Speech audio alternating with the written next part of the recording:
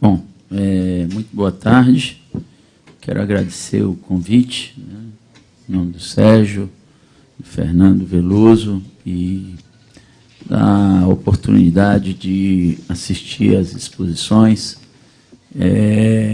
Eu sou professor da Universidade Federal do Ceará, né, da área de cardiologia, né, eu numa linha de pesquisa mais ligada à ciência básica, né? Minha formação está ligada à ciência na área de cardiologia.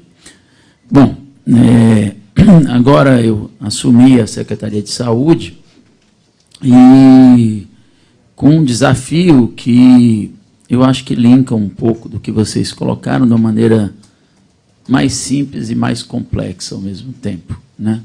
Porque trata de problema social, que o conhecimento é, sim, um vetor de modificação social, mas, como o colega colocou, tem algumas áreas que não vão chegar aos investidores, e o desafio do Estado brasileiro não tem melhorado no decorrer das últimas 2 décadas, né? O que nós temos no Brasil é uma urbanização, à semelhança do que aconteceu em outros lugares do mundo, mas uma ampliação da nossa problemática social que tem impacto direto na saúde. Parte do que eu vou colocar aqui, que é um projeto, que é um modelo de cidade compacta, que tem um pouco a ver com inovação urbana, ela nasceu no Ceará na ideia de que nós precisávamos repensar o problema da saúde numa outra modelagem, né? Isso tem a ver um pouco da minha área, da discussão do novo modelo de entender o SUS, está em debate atual, e de como isso deve ser feito para modificação da realidade social que nós estamos vivendo. O princípio do tratamento da saúde no Brasil foi feito o Ceará foi um grande inovador na época com os agentes de saúde, que fez áreas que eram bastante distantes, né, de pouco acesso. Isso começou no governo do senador Tasso Gereissati, que o doutor Fernando Veloso conhece bem, e naquele momento aquilo fez uma diferença em áreas da região norte e nordeste. Em capitais isso não foi tão eficiente, mas mesmo em São Paulo isso fez uma diferença em termos de mortalidade. Mas nos últimos 20 anos nós temos evoluído pouco, né, nos indicadores de saúde, e eu posso falar isso apesar do desenvolvimento tecnológico, apesar de toda essa realidade. O Brasil ainda está muito longe, evidentemente, vocês mesmos colocaram aí. As nossas universidades evoluíram bastante. A minha lá, por exemplo, tem uma área de produção intelectual boa, né, de média para boa, mas a realidade social mudou pouco. Só para que vocês tenham ideia, quando nós fomos desenhar nós começamos desenhando o que significava a saúde dentro do estado do Ceará, né, como economia. E a saúde representa 7% do PIB, basicamente relacionado a serviço. 3% tinha a ver com a parte de turismo, né, que era a grande coisa do Ceará, era investimento em turismo. Lá pela década de 80, usou da estratégia que a maioria dos estados do Nordeste e do Sudeste fizeram, que era isenção fiscal para atração de indústria, e isso não modificou a realidade social. Então, quando nós fomos estudar a problemática da saúde, nós vimos lá que o Ceará, em 87, um levantamento do Instituto de Economia do Ceará, tinha um percentual muito pequeno do PIB, era 1,7% em relação ao PIB Brasil, e nós chegamos em 2018 com 2,1%, né, só que a população dobrou percentualmente. Isso significava de que a evolução não era a contento, né, que a estratégia de desenvolvimento da região Nordeste, especificamente do Ceará, não estava adequada. Então, nós começamos a estudar o mundo vem estudando um processo chamado adoecimento. que nada mais é do que as pessoas falam de saber quais são os processos que levam as pessoas a ficarem doentes. Então, nós saímos de doenças infecto-contagiosas para doenças crônicas, uma prevalência enorme de hipertensão, obesidade, diabetes, e as emergências do Rio de Janeiro, São Paulo e de qualquer lugar. Eu trabalhei 11 anos na emergência do Instituto do Coração em São Paulo. Ela é exatamente igual ao perfil no Brasil todo, né?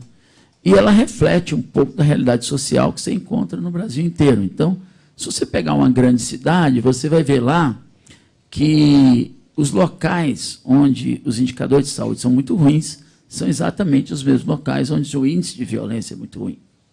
Então, dentro de um projeto, junto com alguns arquitetos urbanistas no Ceará, nós começamos a estudar como é que tinha acontecido a evolução da cidade de Fortaleza e quais eram as demandas sociais. Não era surpresa nenhuma que a maior demanda social, as duas maiores eram violência e saúde, e nós vamos ver como é que o ambiente impacta nisso aí. E, para nossa surpresa, nós tínhamos 42% da população morando em 21% do território, e esses 42% moravam o que a gente chama, do ponto de vista urbano, em assentamento precário. Então, as cidades, isso não é diferente nas outras cidades do Brasil mesmo. São Paulo, quando você vai para a periferia das cidades, isso estava em cima de um planejamento urbano muito ruim.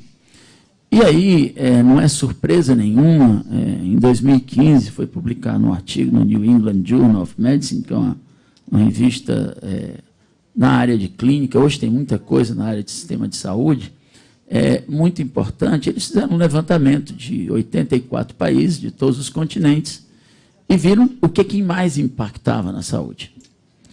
E aí, três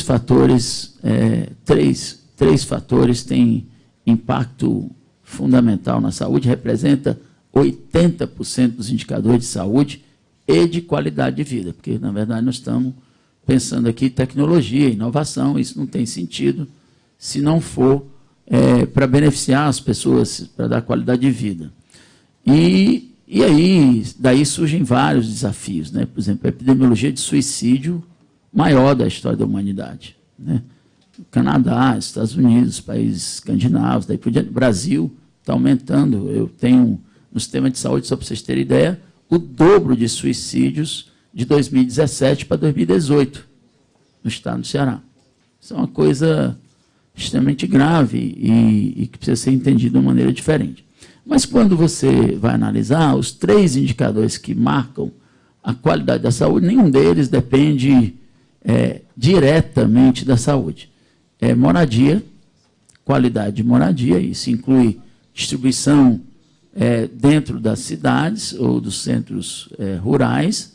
Aí eu me refiro a saneamento, água, mobilidade, isso tem uma aplicação direta na eficiência da saúde. E o segundo ponto é a renda per capita, e os países do mundo são divididos entre aqueles que têm mais de 25 mil dólares per capita ano e menos, e os indicadores de saúde eles têm um ponto de corte exatamente igual aos indicadores de qualidade de vida, é absolutamente igual, e aí os países que têm mais de 25 mil dólares têm maior indicador de saúde, e os que têm menos, pior indicador de saúde, e isso evidentemente faz lembrar o aspecto econômico, né? Mas quando você vai para acima de 25 mil dólares per capita, como é que está o sistema de a saúde, a qualidade da saúde da população e da qualidade de vida? Aí você vai ver aqueles que têm maior desigualdade social, eles têm um pior indicador de saúde. Então, se você pegar alguns países que essa renda média é mais alta, mas eles têm um desvio padrão mais alto, esses têm pior indicador de saúde. E aí, nós levantamos que, na cidade de Fortaleza, o local onde ela morava tinha um papel importante. E aí, nós começamos a desenhar de que tipo de sistemática de estruturação urbana tinha que ser pensado. Existiam já, e aí vocês citaram aqui, existem de várias formas o que a gente chama de parque tecnológico, e aí a gente tem o Porto Digital de Recife, a experiência de Santa Catarina, que tratou especificamente da questão da inovação e cada um deles usou um modelo de governança diferente, um fez OS, o outro está fazendo SPE e daí por diante, para atrair empresa, o Estado é sócio ou não é sócio, essas metodologias todas, elas variam dentro do Estado brasileiro, e principalmente dentro da saúde, que nos últimos 30 anos não tem se definido como é que vai ser a governança do sistema de saúde. Isso é uma discussão muito ampla na minha área.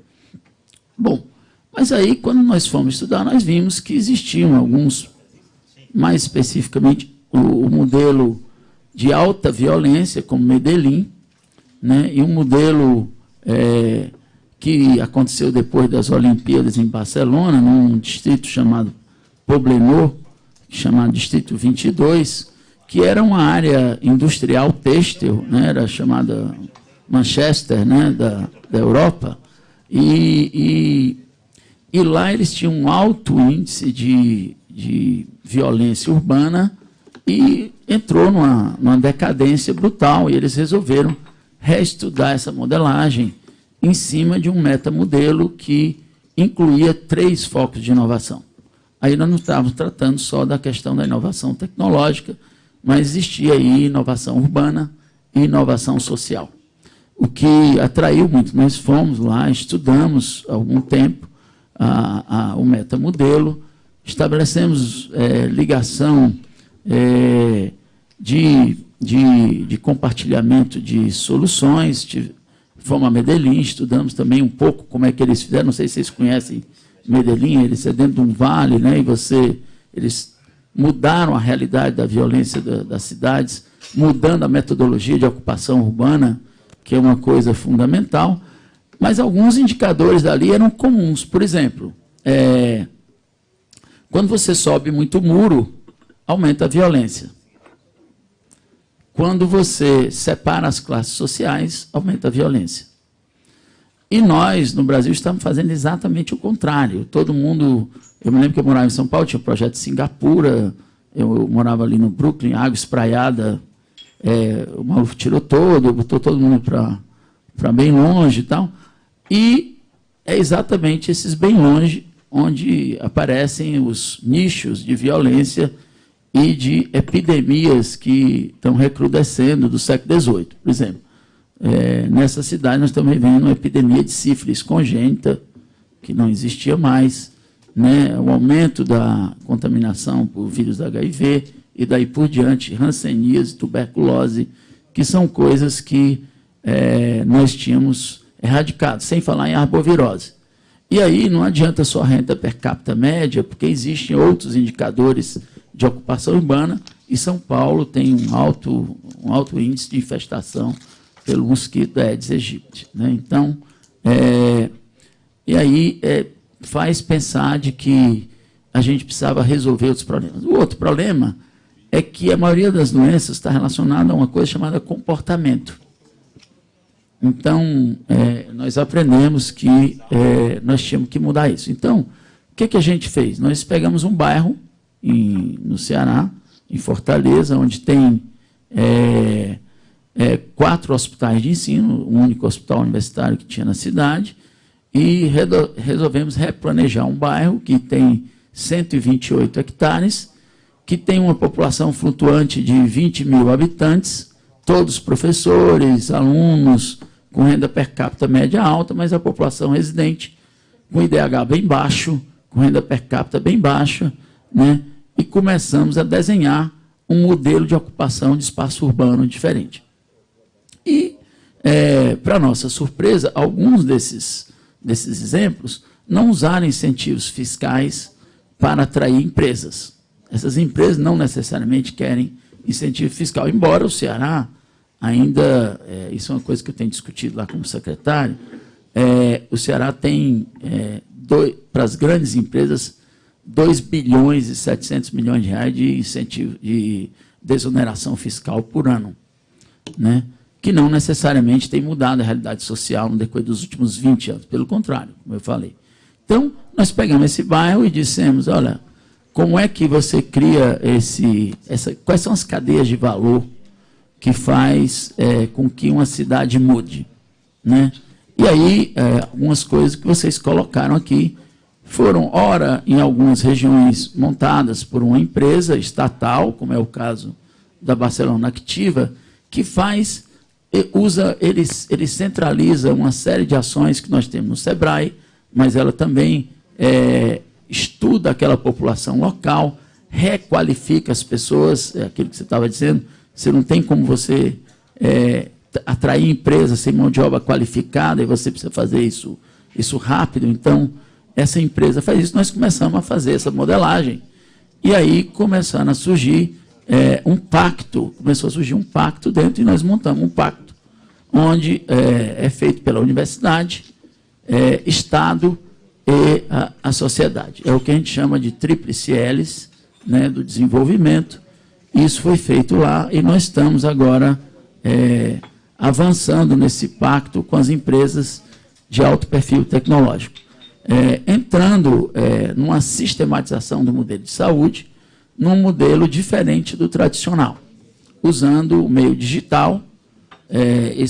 Essa população toda são 23.600 habitantes, estão todos dentro de uma coorte que vai ser seguida por 50 anos do nascimento ao falecimento, mas são feitos avaliação de risco de forma digital à distância, inclusive com consultórios virtuais, usando metodologia de inteligência artificial para estratificação de risco populacional, isso numa parceria com a IBM, né?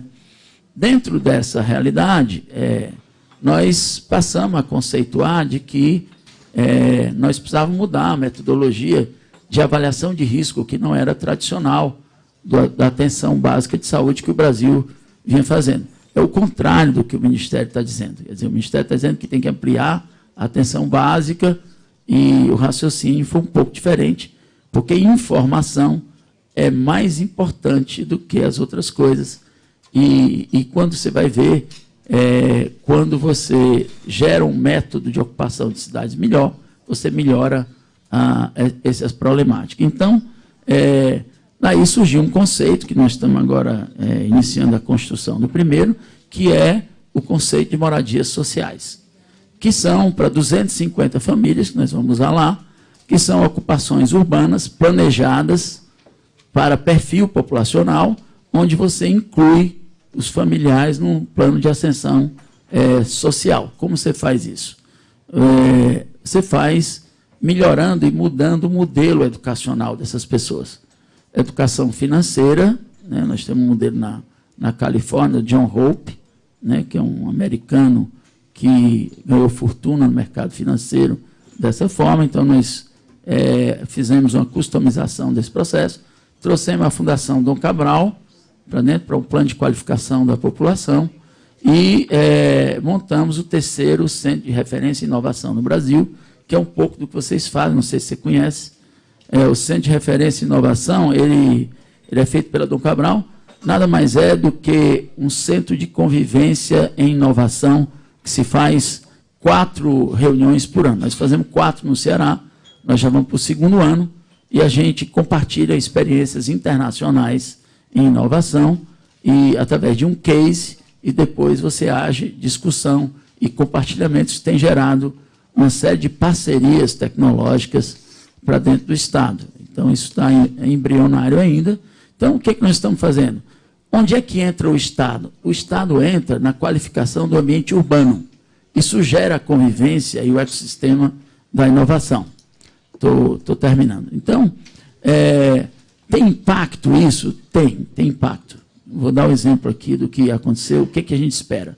Nós esperamos, de gasto público, R$ 1 bilhão, e de retorno financeiro de investimento de empresas privadas, 26 bilhões, em 10 anos. Em Barcelona, no 22@Barcelona, eles, depois do 10º ano de vivência, eles subiram de 40 mil empregados para 90 mil empregados.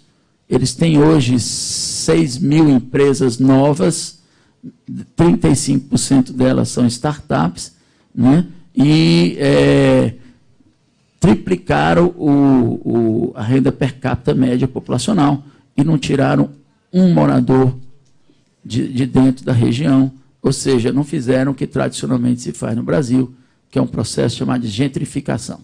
Então, para isso, é feito um projeto, nós terminamos um projeto executivo, onde se usa a energia renovável, onde se dá acesso diferente, onde não se diferencia distância entre as classes sociais, ou seja, o trabalhador mora perto de onde trabalha, ele convive, e aí você gera um novo rumo da economia.